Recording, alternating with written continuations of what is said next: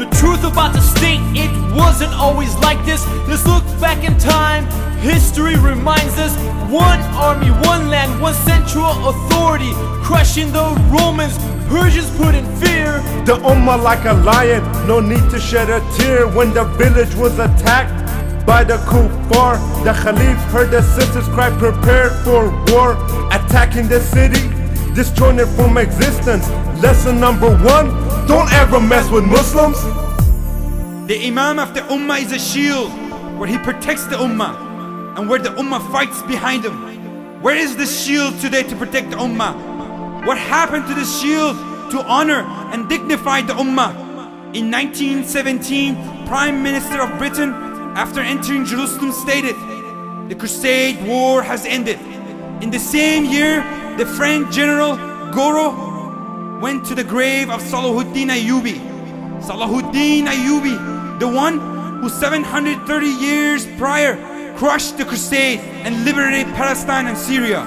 He went to his grave in Damascus and kicked it and said, "Wake up, O Salahuddin, we are here." How do they do this to you and me? We turn on the TV and all we see is a world full of casualties, a generation agony. Our ummah is a misery. Let's go back to the beginning of the century and review our history. From one side to the other side of the globe, the system of Islam ruled over the world. They went to the Muslims for all their solutions, from mathematics to biology, the advancement in technology. The Kafir women used to imitate our women. They wanted the same respect that the Muslim sisters were given, while the enemies of Islam were trying to twist the Quran, trying to write a surah like Allah's. They all failed miserably, and many of them responded, أشهد أن لا إله إلا الله وأشهد أن محمد رسول الله. Allah has challenged the humanity until the day of judgment to produce a surah or an ayah like the Quran, and Allah assured that they will never be able to make a surah like it. The kuffar plan and work to destroy this deen, and Allah affirms that we too are planning. And if all the people of the world got together, they still could not and will never be able to put a scratch, a size of a mustard seed on the throne of Almighty Allah subhanahu wa ta'ala. After failing on the battlefield, the kuffar got together and decided to yield. They said we must change the way the Muslims think, and sure enough, the Muslim ummah began to sink. In 1917, John Belford promised Palestine to the Jews. 31 years later, his promise went through. Britain and France split the Muslim lands. 3 years later, Islam's worst traitor, Mustafa Kemal, brought the state's fall. In 1920s, Mustafa Kemal, with the help of the British, became the hero. Well, this so-called hero cancelled the authority of the most powerful system for the human beings, the Khilafah. He abandoned all rulings of Allah. He did not stop there. He abandoned the Adhan in Arabic. He denied the Muslim sisters from obeying Allah subhanahu wa ta'ala by abandoning the hijab. All Islamic calendars and holidays were cancelled. Yes, brothers and sisters, he changed the Arabic alphabet to Latin. By doing so, he made sure the next generation will be lost and have no connection to their Islamic roots, as they cannot read or write all the Islamic culture that was recorded.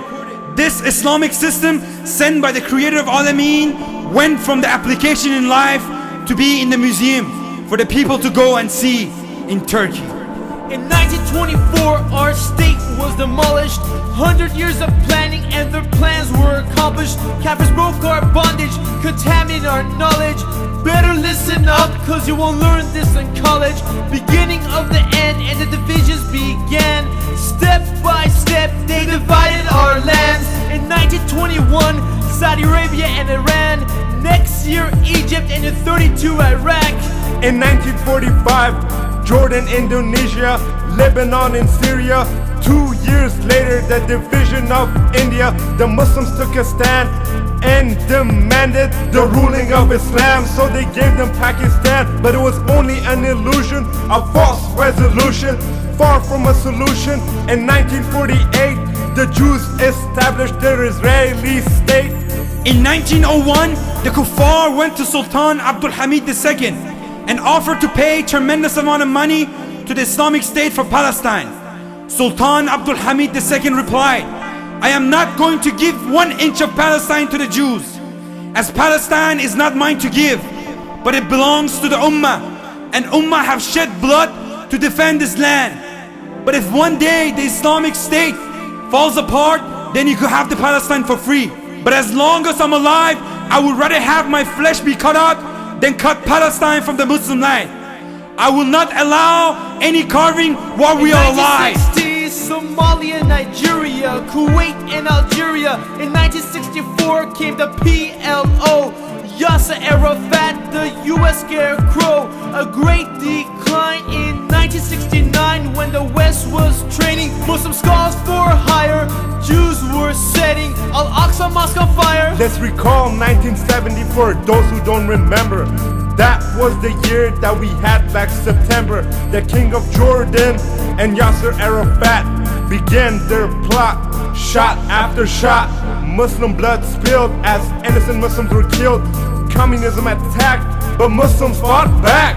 The sincere mujahideen of Afghanistan fought and pushed back the Russians, and then they started to fight among themselves. Khomeini became in power with the promise of ruling and raising the Ummah to the level of dignity, but his promise never went through. Soon after, Iran and Iraq went to war, and millions of innocent Muslims died. For 10 years, Muslims killed Muslims. Over what? What else? The agenda of the West. At the end, there were no resolutions. Today, Iran is very much open to democracy and reformation, and the Muslims in Iraq continue to suffer. Subhanallah, where is the Amir of the Ummah? Another decade gone, but we still don't have Islam. Take a look at the Gulf and the killings of Saddam. Over 1 million Muslims died, but no one answered their cries. In the 1990s, the Muslim genocides, Bosnia, Kosovo, Chechnya, Dagestan. Bring back Islam, bring back Islam, bring back Islam, bring back Islam. It's the year 2000 and nothing has changed. Past generations age, let's write the next page. It's time for us to change. It's up to you and me. Either we make history or we become history.